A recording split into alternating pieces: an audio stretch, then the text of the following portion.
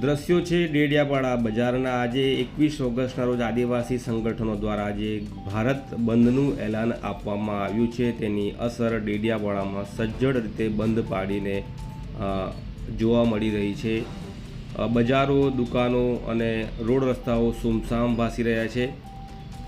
આદિવાસી સંગઠનો દ્વારા જે નામદાર સુપ્રીમ કોર્ટ દ્વારા 1 ઓગસ્ટે જે ચુકાદો આપવામાં આવ્યો છે, જેમાં ST/SC સમુદાયને જે આરક્ષણ મળેલું છે એમાં રાજ્ય સરકારોને વર્ગીકરણની જે સત્તા આપવામાં આવી છે પ્રકારની વાતો સામે આવી રહી છે। ત્યારે આદિવાસી સંગઠનો આ બાબતે વિરોધ નોંધાવી રહ્યા છે। તેમને લાગી રહ્યું છે કે તેમને જે અનામત મળેલી છે, તેમને જે અધિકારો મળેલા છે એમાં હિસ્સેદારી હવે વધવાની છે અને તેની સામે આદિવાસી સંગઠનોએ વિરોધનું રણસિંગું ફૂંક્યું છે। આજે બંધ પાડવામાં આવી રહ્યું છે। એ સિવાય નર્મદા જિલ્લાના મુખ્ય મથક રાજપીપળાની વાત કરીએ તો રાજપીપળામાં આ બંધના એલાનની મિશ્ર અસર જોવા મળી રહી છે। કેટલીક દુકાનો ખુલ્લી છે, રોડ ઉપર અવર જવર લોકોની સામાન્ય છે અને એવું લાગી રહ્યું છે કે રાજપીપળામાં બંધનું ખાસ કોઈ અસર જોવા મળતું નથી। પરંતુ ડેડિયાપાડા નેત્રંગ તરફના જે સજ્જડ જે આદિવાસી બાહુલ્ય વિસ્તાર છે, ત્યાં